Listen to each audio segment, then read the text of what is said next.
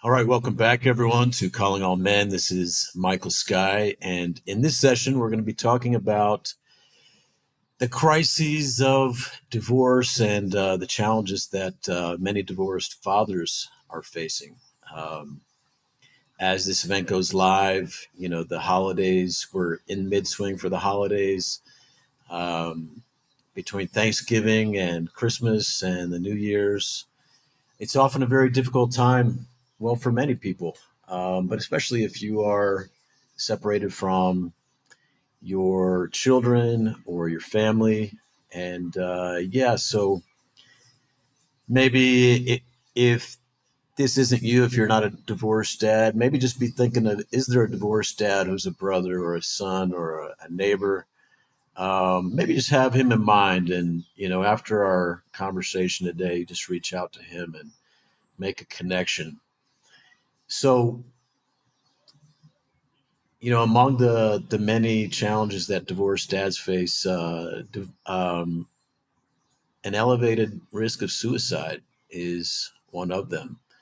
It's often very difficult for a father to be disconnected from his kids and to maybe feel like a failure after divorce. And I watched this in my dad, and was often worried that he might take his own life. In and out of court for 7 years, going through the divorce. So, and the humiliation of that. Um, so, yeah, very excited to talk to our next guest. I found him online, as many people have, watching a couple of his viral videos that are popular amongst men. One is a beard trimming and styling video, and another is a pipe smoking video. And the sense you get when you watch this man's videos online is just like, just you know, drop in and relax, having a conversation, maybe with your grandfather, maybe just with the guy in the neighborhood who's just enjoying life, and has maybe a few wise words to offer. So this next gentleman is a men's individual and group coach. He's been a therapist for over 2 decades. He was a college professor, or is, I'm not sure. An international speaker and podcaster. He's host of the Listen My Son YouTube channel, a father of three, and a licensed master barber in 2 states. And I was in a conversation with him a couple weeks ago. He was telling me that he's got clients who come from very far away places, fly in, drive to his place just to get a good beard trimming, then fly back out and get on with life. So it must be something pretty special. George, Bruno, welcome. Thank you, sir. Good to see you, Michael. Yeah, so George, I wonder, from your couple decades of working with divorced dads and divorced men, uh, what are you seeing that they're really struggling with now? What maybe just kind of give us a lay of the land of what is it like for divorced dads these days? Yeah, there's a couple things. First thing is the loss of the woman that they love, the loss of the woman who they once thought that they would die for. Men are wired to give, provide, protect, and we would gladly give of ourselves to protect them. We literally put our bodies, we physically put our bodies in between a woman and danger. That's one of the things that we naturally do. We're wired for that. When that woman no longer wants to be in the marriage, it it just like it blows our mind that the very entity that we would lay down our life for, the very entity that we go to work for, provide a home for, protect, provide, that leaves our life. And we're at our wits' end. Add children to that, the children of the union, children of the love, and then the betrayal is incredible. So what's happening is a guy is losing many, many things. He's losing possibly friends of the marriage, friends of the relationship. He he may have a good relationship with cousins and her parents, her sisters, siblings, brothers, her friends. They get lost as well. So a man experiences loss on multiple levels. I know when in the past, when I went through a breakup, there was a lot of people in my life that were very disappointed. My parents being one. They thought they were going to have a daughter in law and were treating her as such. My own children, this is a relationship after I was married. So my kids were actually looking forward to having a cool stepmom, that kind of thing. So there's so many losses that happen. It's not just you. But what happens is the people in your life also feel a loss, and you have no answers for them. So that loss comes on many levels. A man, I like to say, has to have three funerals when he goes through a divorce or a breakup. Funeral number one is the visions of the past, the good things that happened in the past. You have to bury that.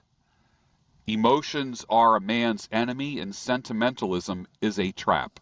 Funeral number two is you have to have the funeral for your dreams of the future. You planned on buying a house or expanding your home or having land and doing things together and creating a life together. That's got to be buried. You got to have a funeral for that. And then you also need to have a funeral for what she has given you. Things, mementos, items, shirts, gifts, stuff that reminds you of her can also be a setback and keep you in grief for a long time. And the reality is, we need to work through our grief, we need to do the work, and we need to create a new normal instead of feeling like we lost something. Now, that's going to happen for the first, I would say, 6 months. You're going to really feel the loss, really feel it inside. It's going to create anxiety in you. It's going to affect your sleep. It's going to affect eating. It's going to affect your motivation. But the reality is this, that most men, generally speaking, take about a month of, I say there's about a month for every year together.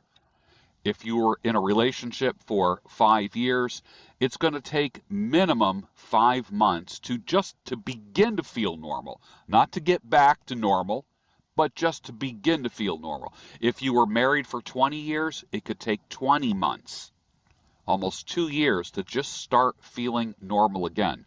So time and distance away from that trauma, that chaos, the trouble, the darkness is what heals. Now, you can hang on to that grief if you want, but if you allow time and distance to be your friend, for instance, when you're looking at a painting of a street or of train tracks, the train tracks come to a point, okay? Everything that's in a distance gets smaller and smaller and smaller. If you're with a friend and you're walking on the train tracks and they walk away from you, you're going to see them get smaller and smaller and smaller. Our pain and grief is the same way. Within time, we're not going to make it disappear. It's just going to get smaller and smaller and smaller. It's going to take up less bandwidth in your thinking, in your hard drive, in your heart drive. Mm. Yeah, you said emotions are not a man's friend, but then you talk about like we will grieve. There will be anxiety at first, and do you mean that like hanging on to the emotions or being in like the victim drama? Is that what you're talking about when you say emotions are not a friend? Because I mean, if we have a burial, right, we're gonna grieve the loss, right? We're gonna there's like you do have to go through the grieving process, right? What's yeah? Can you provide some clarity there? Yeah, well, we always try to get back that which we lost. I have a knife. I might even have it here. Oh, I do. I have a knife that I've had for 30 years. It's one of my favorite knives in the world. It's a clip knife. It clips onto my pocket.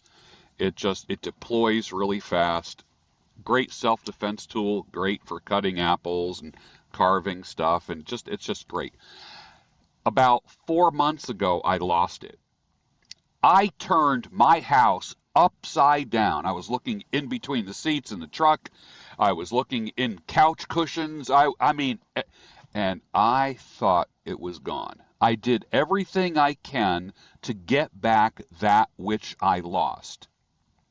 Now, well, the good news is uh, it was actually it was actually between a mattress and a bed frame.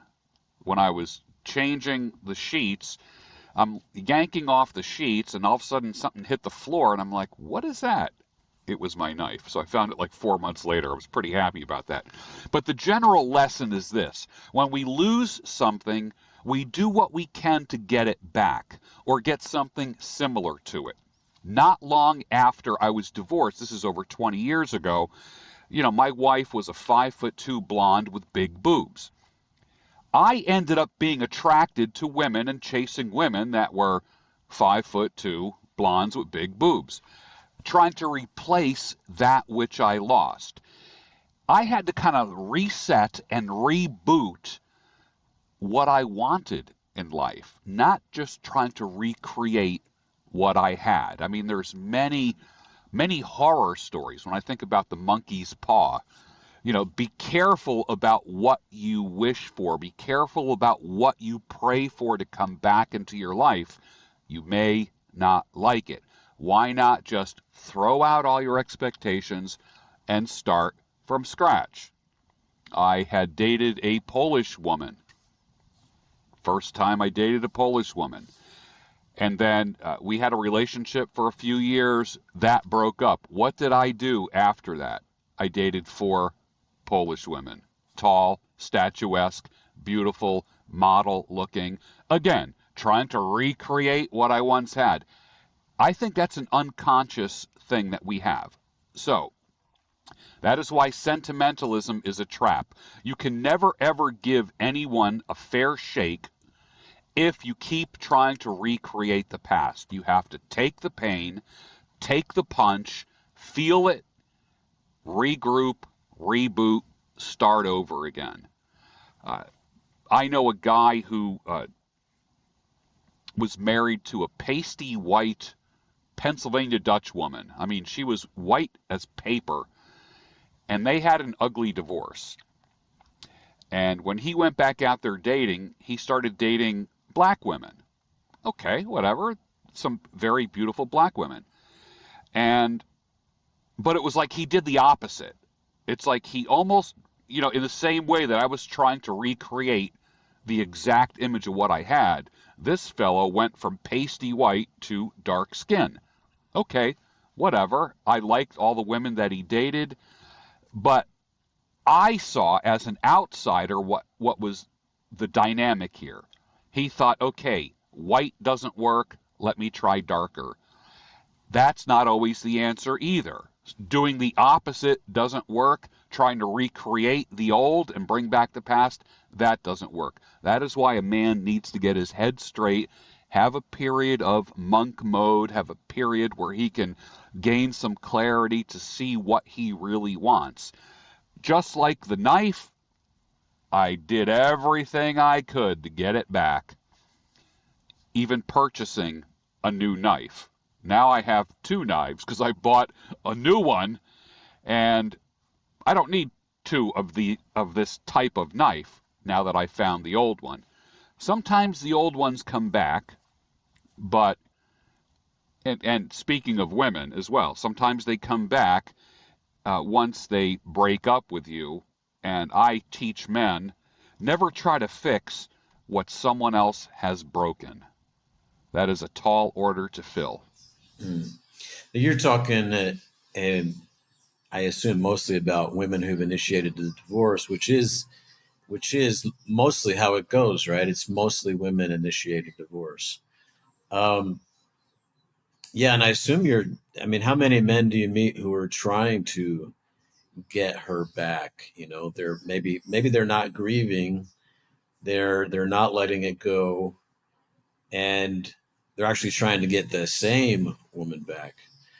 And my dad didn't try to do that, but it's um, yeah. How much of that is going on, and what else are you seeing that men are struggling with as they go through divorce? What's hard on that road? Yeah, that's a great question. I like to say, don't try to get her back, get you back, because one of the things that you lost in the process was yourself. Because we give so much, we provide, we protect. Literally, when we don't have anything to protect and to provide, we're lost. I get up as a married man, as a man in a relationship, as a man in love, I get up in order to provide. I go somewhere and do stuff in order to provide, and I do it happily. When that gets tread on and thrown by the wayside, we feel lost. We have no one to work for. We have no one to provide for. Especially if we provided a lot and now she's enjoying what we provided, and now we are prevented from enjoying our provision that we created. We can't even enjoy the house that we built, the pool that we built, because now we're living in a one bedroom bachelor pad after we leave a marriage. Men try to get the woman back. I say, stop it. You lost yourself. Get you back. Don't buy her flowers. Buy yourself flowers. How do you get yourself back? And I'm assuming monk mode has something to do with that. And yeah, what is monk mode? Monk mode is a time where you're focusing on yourself. You're not sexually active. You're not obsessively, compulsively filling sexual needs. You're not you're not overdosing on 5'2" blondes with big boobs, which is something that I did 20 years ago. Because what happens is every time a new woman leaves your bedroom, you're still left with the grief. Just like in the same way drugs and alcohol can be used to help you forget a problem, a new woman can help you forget your grief, or at least distract you or help you change the channel. It doesn't make the grief go away, it just prolongs it. That is why I am a firm believer in just facing it, taking the punch, experiencing it. Don't delay it, don't put it off, don't postpone it. The sooner you face it head on, the sooner you will recover from the loss. Now, when it comes to monk mode, that's taking care of yourself. That is not spreading your seed all over the world. A lot of guys, when they go through divorce, they become Johnny Appleseed and they just start planting seeds everywhere. And when I say planting seeds, that means just having sex with random women that they meet here and there or on a dating site or something like that. Does it feel good? Sure, for 5 minutes. But does it really cure or help the grief? No. Actually, it can make you miss them even more. I have said in the past that one of the things that we miss about the women that are no longer in our lives is the vision, the mental snapshot of her on you. Just think about having sex and the woman is on you, riding you. You have that vision in your mind. You can picture her. And every woman you've ever been with, you have a mental snapshot of her breasts, of her hips, of her body, and a lot of times we're trying to replace that. So what happens is if we jump into relationships too quick, we end up comparing breasts. We end up comparing hips, legs, those items in a woman, and no woman will ever measure up to the woman that you love. Will you get pleasure? Of course you will. You're a man. You're attracted to those things. We like curves. We like soft things. We like pretty things. We like things that take us away from reality. But will that new body replace the body that you lost? It can, for a very short period of time. You actually need to let the past get smaller and smaller and smaller, just like the train tracks. Person walking down the train tracks, they get smaller and smaller. And the snapshot in your head just gets more vague as time goes on. And then you have to develop a new appreciation. I went from 5'2" blondes with big boobs to statuesque 5'8" women. A completely different animal. I never thought I would like anything other than the 5'2" type of woman. Now I've got another preference, but it took time to do that. You can't keep recreating the past. You can't do it. And the only way that you can, quote unquote, clear your palate is to let time pass. That is the only thing that's going to help, is let time pass. And time pass where you're not just compulsively distracted, right?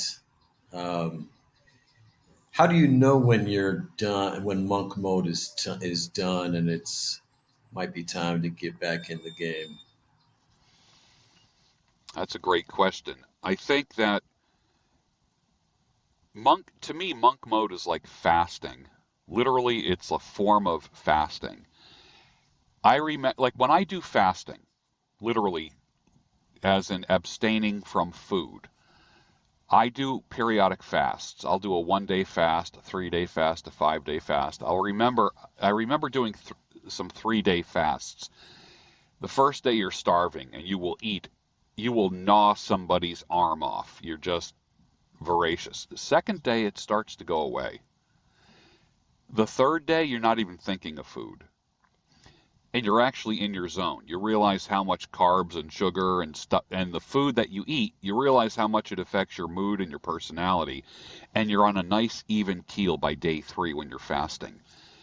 And then you start thinking, okay, this is the end of my fast and I'm feeling really good. And tomorrow I go back to eating again. Then all of a sudden there's this grief. It's like, wow, I'm going to go back to being on an emotional roller coaster again, drinking coffee, having carbs, having sugar, and it's going to change your state. After 3 days of fasting, you are at a nice, even level of everything. You sleep well, you walk well, your skin looks great, you just have a good attitude, you're not up and down. Everything is nice and level. And then you kind of grieve because you're going to have to be leaving that. It's like going on vacation. It's like the last day of vacation. You're like, oh man, I got to go back to work on Monday. Like that kind of thing. I find that when I was in monk mode, I was in my zone. And I thought, do I really want to go back into that crazy, dramatic world? And I started grieving the fact, it's like another form of grief.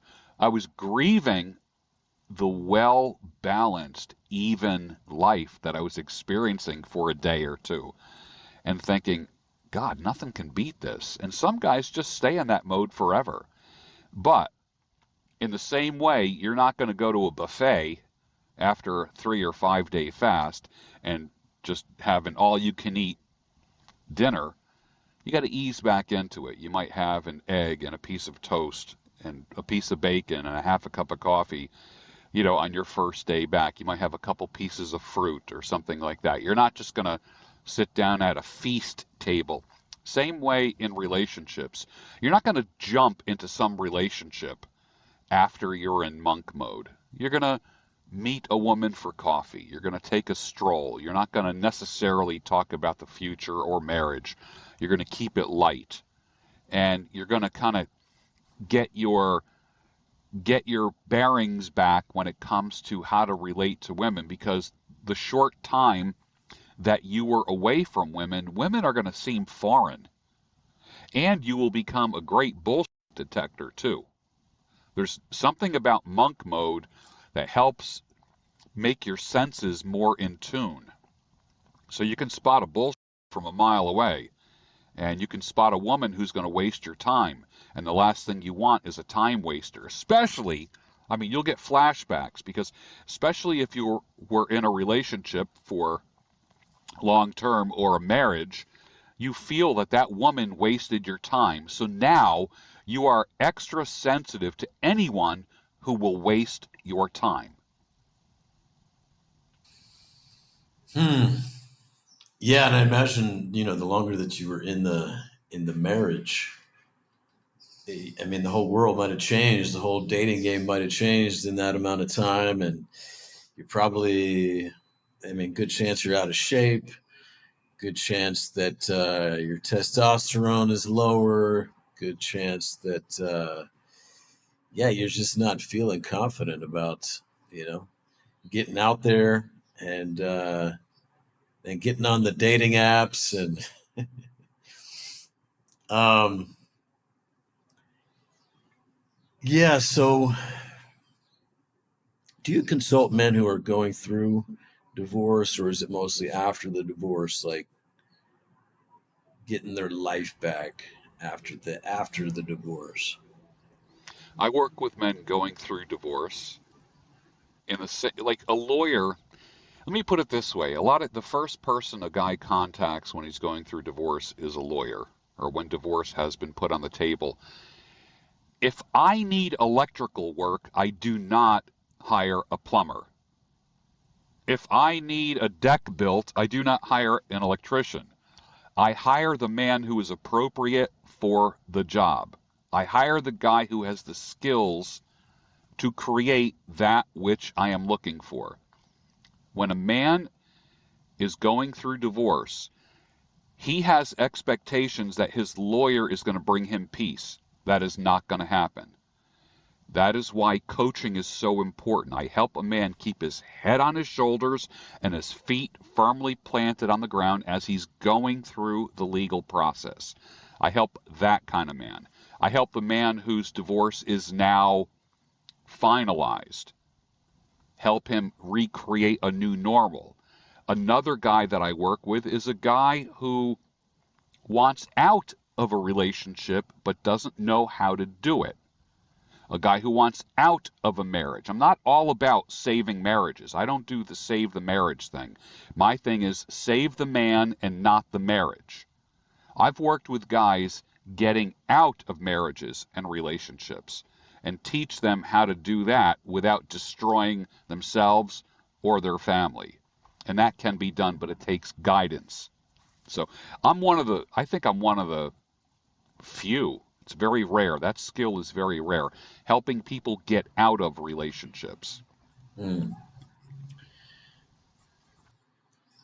Well, yeah, I imagine the more that both the man and the woman are destroyed by the marriage, which can certainly happen, and or by the divorce, you know, like the more you feel taken from, the more you feel betrayed, the more the war can escalate and go on and then destroy the children and destroy future generations. I mean, the the divorce war that my parents went through was pretty destructive on all sides, all the way around. And yeah, we paid the consequence. I mean, my mother was, traumatized for years after that.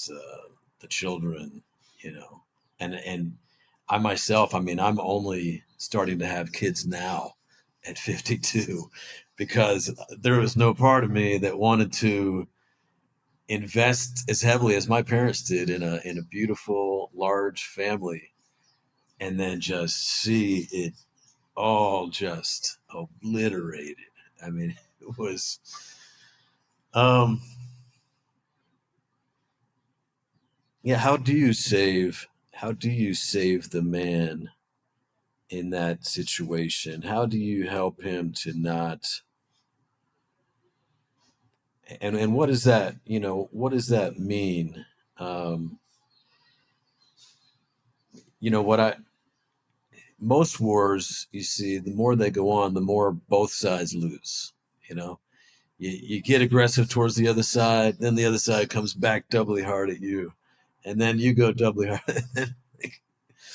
I mean, imagine your idea of saving the man must have something to do about not making the, I don't know, not going to like nuclear mode in the divorce. But I don't know. Tell me something about that. Women fight in nuclear mode. They want to kill you, literally kill you. Women going through divorce want you dead. It sounds like an extreme statement, but I've had man after man over the decades come back and say, you were right. She wants me dead. Now, it's not like she's going to go out and, get a hit on you, get a hit man, but she's trying to wear you down, wear you out. She knows that you are hopeless. She knows that you feel despair, and she's hoping that you're going to put a bullet in your head and then just have to explain it to the kids. Yeah, daddy did that. You can't let that happen, gentlemen. You can't let that happen. You need to stay strong. The problem with men when they're going through divorce is we loved that woman. We would have died for her. So we don't want to cause her damage. But when a woman files for divorce, she wants to hurt you as deeply as she possibly can. She wants to kill you. But yet you still play softball. You can't sit back and be a victim. You have to let your lawyer do the dirty work and then trust your attorney. Now, I don't want to see my ex get destroyed. They want to see me be destroyed. That's what you're going to have to get through your head.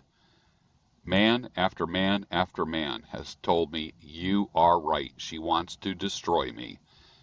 And especially if you move on and you have a prettier, younger woman, that will make her ramp up her attack even more and get crazier because she wanted the divorce, but you upgraded women. She's going to find that her options are less and less as she gets older. Men are going to find that they have more options as they get older. We could easily find younger, more beautiful women. I'm not saying there's any permanence in that, but the reality is this, is that women have less options and are viewed as being less valuable as they get older. Men, our earning capacity increases right up until the day we die. Our wisdom capacity increases. We are more needed and wanted and desired in society. Younger women look up to us. They fantasize about us. Is it no wonder that the single most famous, successful commercial of all time was Dos Equis beer, the most interesting man in the world. Gray hair and a gray beard, surrounded by women half his age. That is true. I lived like that for a long time. And I've had to think myself, what am I going to do with a woman that's 20 years, 30 years younger than me? What the heck am I thinking?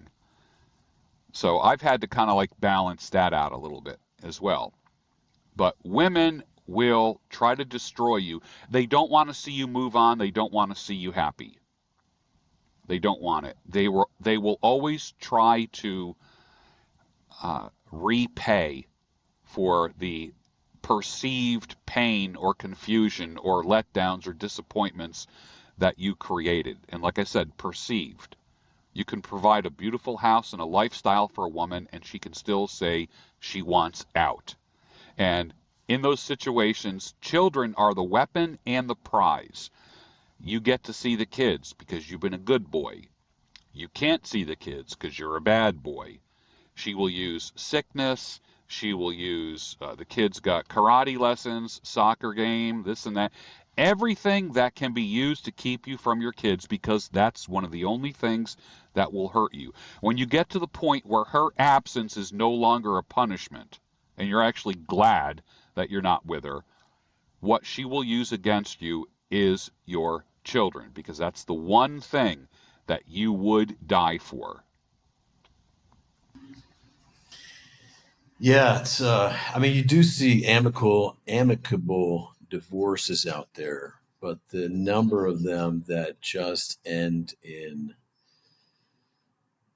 you know, mutual self-destruction and um, the kids in the middle and is yeah, it's one of the things that it's the one of the things that's a little bit mind-boggling to me how humans, you know, we can fly to the moon and talk on this Zoom call across the world instantly with video and record it and everything else.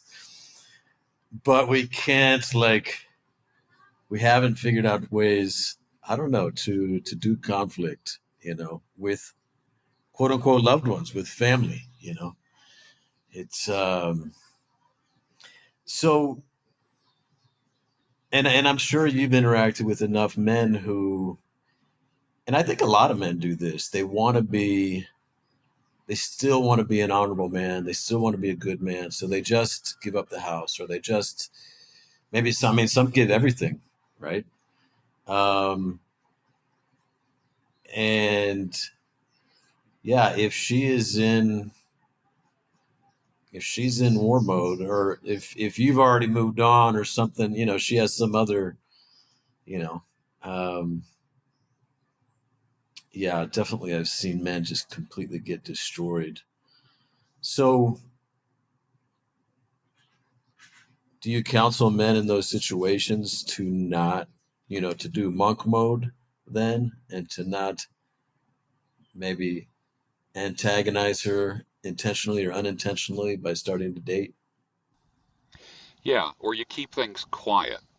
You have to take care of yourself. If that means that, like, for instance, when a woman hurts you, one of the things you will experience is that all women are bad and all women will hurt me. It's almost, I got stung by some hornets here a couple months ago, and I was trimming a bush in front of the house. I did not know that there was a hornet's nest in there. It was bigger than my head, and I disrupted this nest, and they came after me. I cannot believe I got stung about a dozen times, everywhere from on my head to my chest to my belly. It was pretty damn painful. And it's not the kind of thing where you can just put some kind of salve or some lotion on the sting. It hurt for 2 weeks.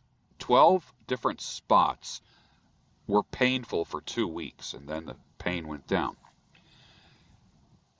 But what happened to me was these things buzzing around me just causing me pain, just burned this thing in my brain, in my memory. I remember after that, I'm out grilling on the back deck, and a fly was buzzing around. I saw it out of the corner of my eye, but I reacted. And I thought, it's only a fly. But why did I react that way? I had like a form of PTSD. Anything buzzing around, flying around my head freaks me out right now, and I got to get over that. Even to this, a mosquito, a moth, a fly, make it reminds me of the pain and the friggin' trauma of getting attacked by a whole nest of hornets. Men have relationship PTSD. Once they've been stung, anything that looks like a relationship causes them to panic, to jump. They get jumpy. They don't trust. This is why you need to ease back into things, not jump into relationships. For instance, I know some groups, like some Christian groups, that say, stay away from women. They tell the men, stay away from women. You aren't to date for 2 years. I'm like, oh, shut up with that stuff. They're automatically thinking you're going to dive into bed with the woman. My recommendation is this. If you meet a woman and you want to take a stroll, do it. You want to meet a woman, have a cup of coffee with her, do it. Because what's going to happen is you need to ease yourself back into a situation where you can trust women. Because once you've been hurt, once you got your heart crushed, you're automatically thinking anything with breasts is going to crush me. So what you have to do is put yourself in a situation where you ease back into relating to women, and you're training your brain. Not all women are going to crush me. Not all women are going to hurt me. Otherwise, you'll just always be suspicious of every single woman. Now, I don't want you to throw caution to the wind. Expect the best, be prepared for the worst. But not every woman is out to crush you. There are women who you can have a nice, friendly relationship with that can grow, that might lead to something. But if you dive into bed with a woman, you lose clarity right away. You lose clarity. So I think monk mode helps you ease back into things. It might not be full on dating, but meeting a woman for a cup of coffee, and I say coffee and not alcohol because alcohol alters the way we think, it lowers our inhibitions, we are off our guard, we become different, it changes our personalities. And do you really want to meet a woman whose personality changes before your very eyes because of something she's drinking? Eventually, that's all you'll end up doing together. You get together and you have cocktails, you have drinks. You'll never get to know the real woman ever if her personality is constantly altered by alcohol. That's why I say meet for coffee, because you're seeing the real person, not the alcohol induced personality. But ease back into relationships. Take a stroll. Go out for ice cream. Do silly stuff like that. Go on a bike ride together. Anything that's non-committal in the beginning to kind of train you to think this person's not gonna hurt me, especially if you're still in that mode, the 5'2" blonde big boob girl. If like whatever your preference is, most likely we start on dating sites, we end up swiping to the women that we are naturally attracted to, if it's the redhead or the blonde or the like whatever. Ease back into it. Ease back into it, my brother. Ease. George, how did you um, get started mentoring men? Um, yeah, what's been your journey there? Yeah, my credentials are I'm a therapist, well educated. I got my first job before I even left grad school. I was director of drug and alcohol treatment at a psychiatric clinic. And I had mainly men. And then I got a job working at a drug and alcohol treatment center working only with men. And I found that I had a skill for working with men in addictions of all types, whether it be drugs, alcohol, porn, sex addictions, like whatever it was. And then I had a about a 25-year career working as a therapist. And during that time, teaching in about 5 colleges, teaching psych in 5 colleges, part time. And then I had part time therapy jobs. I would work all day long doing psychological assessments. And then at nighttime, 2 nights a week, I was doing therapy at a psychiatric clinic. And so much of it had to do with the number one thing was focusing on people's past. And I just got tired of focusing on the past. And that's when I started working as a coach and kind of forsaking my credentials, because a coach works with a man from the present moving forward. A therapist works from the present moving backwards. I never helped a man with his goals. I helped him just relieve pain as a therapist. To help men optimize themselves or become the best version of themselves, that may include losing weight. That may include muscling up. That may include creating a new image for himself, maybe a new style of facial hair, or growing a beard for the first time, or knowing what kind of haircut to get, knowing about skincare. Men don't know about these things naturally. They got to be taught or inspired to do so. And then you find that when you are retraining as a man, your man skills, you find that you attract different people because now you are different. I don't want to talk about a guy's past. When a guy says to me, I want coaching, I'm inquiring into coaching with you, I say literally, my email back is tell me your full story, email it to me, and that'll be the last time we talk about your past. That's it. I don't want to spend precious time that you are paying for talking about your past. That's not what I do. Let's talk about the future. Let's talk about hard deadlines, accountability, and your growth, not your past. You may have had a hard past. You may need someone to validate that. I'm not that guy. Go talk to a therapist about your past. I am a men's coach and consultant. We move forward, not backwards. Mm. I imagine you've gotten a good deal of practice, let's say, consulting men as a barber.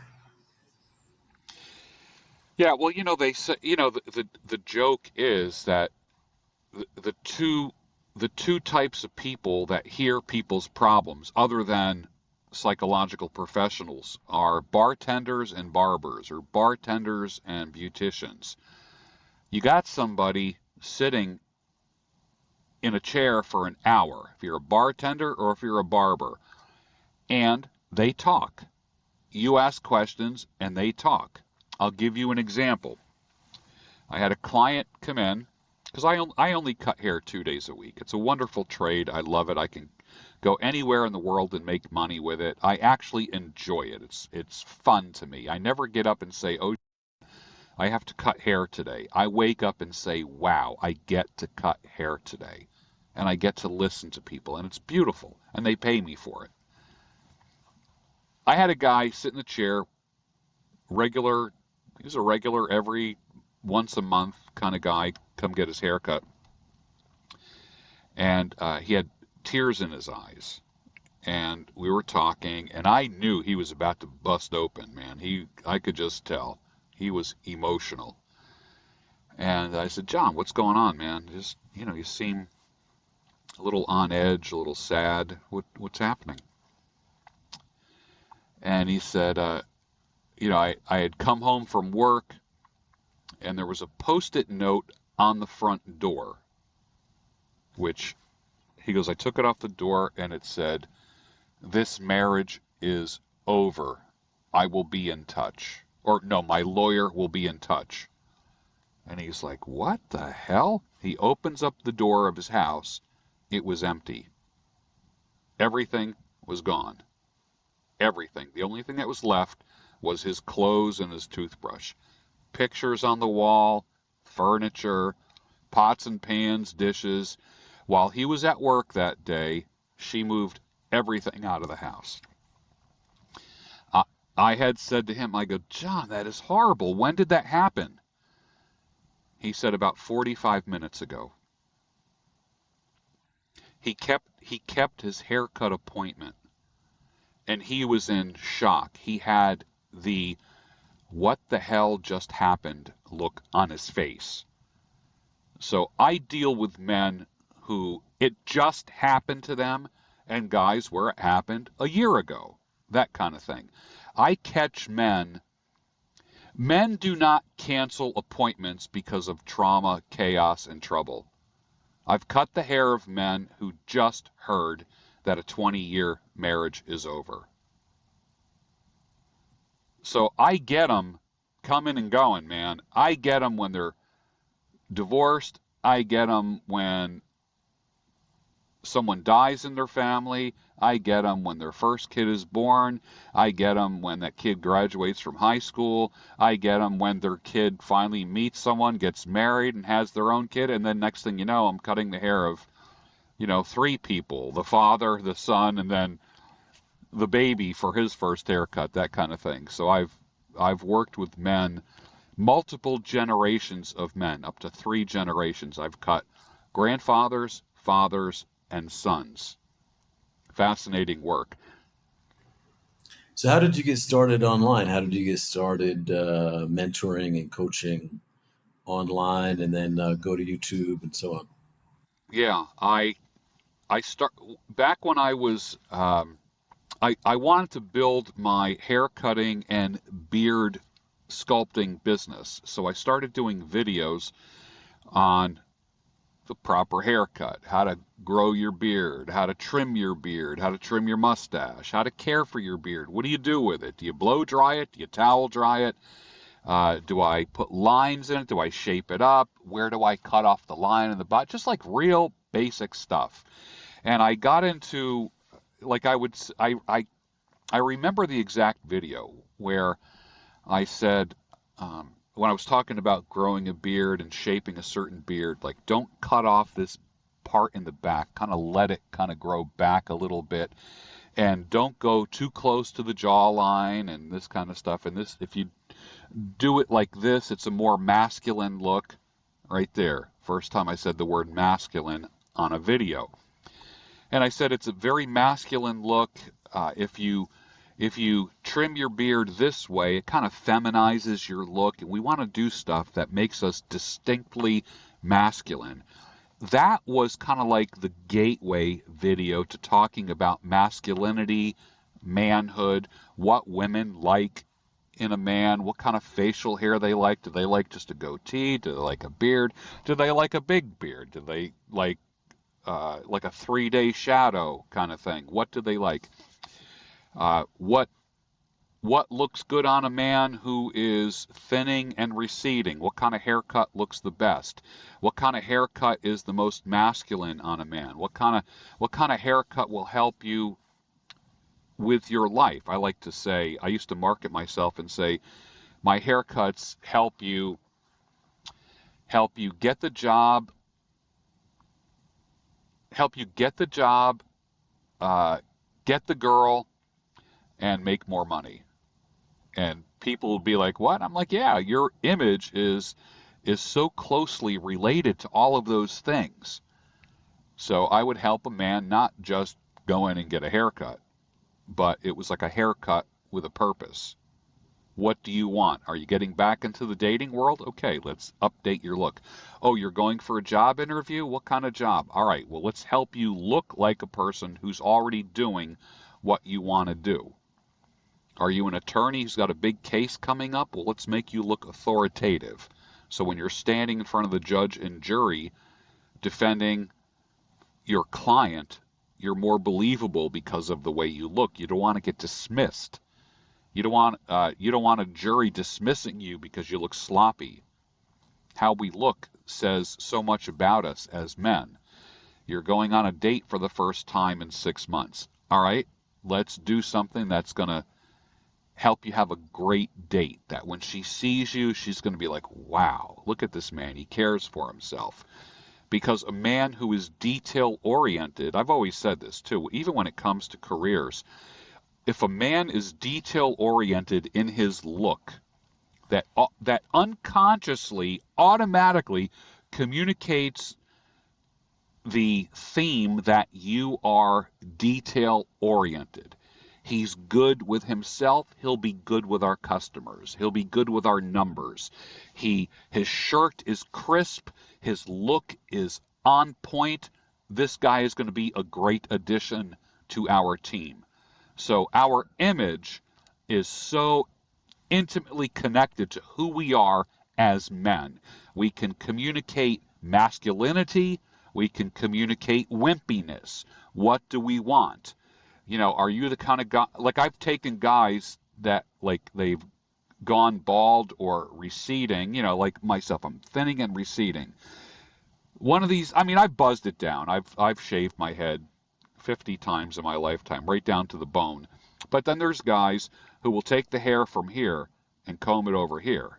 And that whole comb over thing, because they're just trying to make 3 hairs look like 5 hairs. And that's what guys do. I've helped liberate men by giving them buzz cuts or short haircuts or a scissor cut and get away from the whole comb over look, because the only person they're fooling is themselves when they do that. And once a guy is able to go to a buzz cut or a short haircut, learn how to groom his hair properly, uh, that's age appropriate or hair pattern appropriate, hair growth pattern appropriate, help him trim and shape a beard, he's going to have much better results in life in general, not only at work, but with women and people in general. Mm. It's just a fundamental self care thing. I know, I used to have this long blonde hair, and with enough gel and whatever else, I could make it look, pretty cool. And the first time I shaved it, it was such a relief. You know, I wasn't trying to look in the mirror, make sure my hair's not messed up. I didn't have to put anything in. I didn't have to wash. I didn't have to condition it, blow dry it, whatever. It was just like freedom. Um, Maybe just in closing, and your some of your videos where I think one of the things that stands out is just you have this sense of just being at ease, and you go through these rituals, the pipe smoking, the making the coffee. What what role do these rituals play in your life as a man? Um, I mean, I imagine that they're just like soothing and calming, and yeah, and maybe you could just share a little bit about that.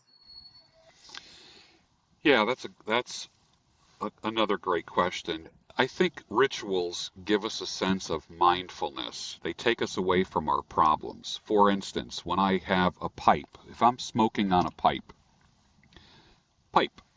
just a tobacco pipe, I fill it, I load it up, not too much, put it in my mouth, I light it, I puff on it a couple times, I tamp it down a little bit, and that pipe will last me 30 to 45 minutes.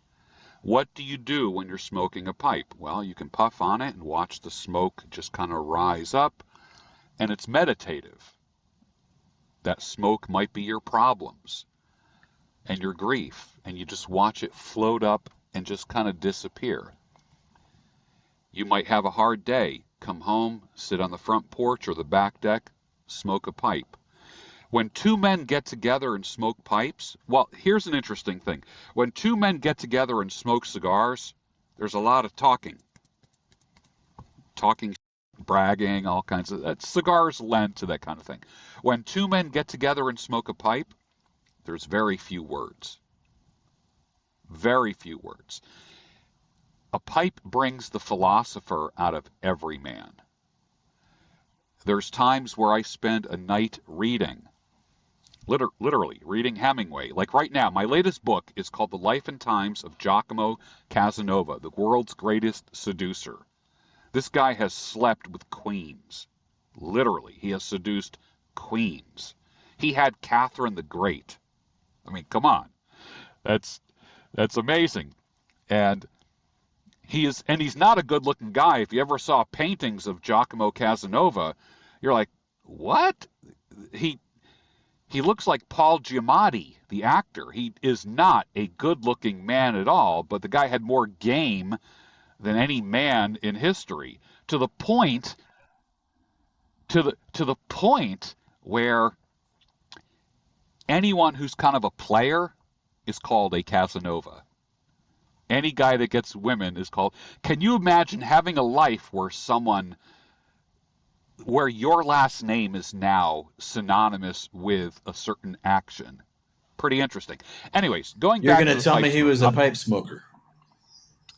He was a pipe smoker, but I will tell you this, that there's times where I'm reading, firing up a pipe, and I got maybe 2 fingers of bourbon in a glass, take a sip of the bourbon, puff on the pipe, read a few chapters in the book. Next thing you know, I look at my watch and it's 10 o'clock, 11 o'clock. And I'm like, you know what? I'm going to get a good night's sleep.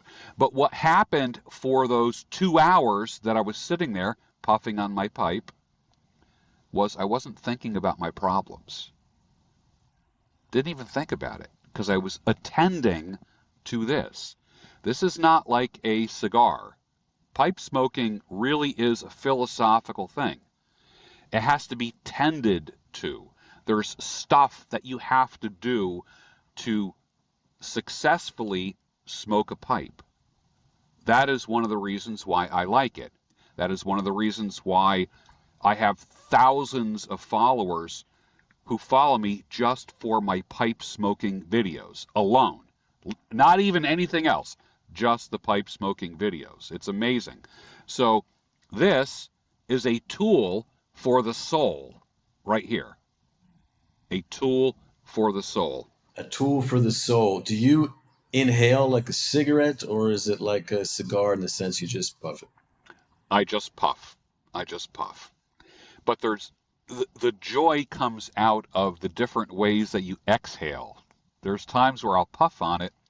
You can blow the smoke out away from you, or you can just kind of open your mouth and just push out the smoke with your breath so it kind of just comes out and then up.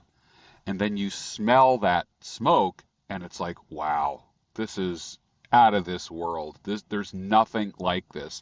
And there's so many different types of pipe tobacco. The aromatics are beautiful.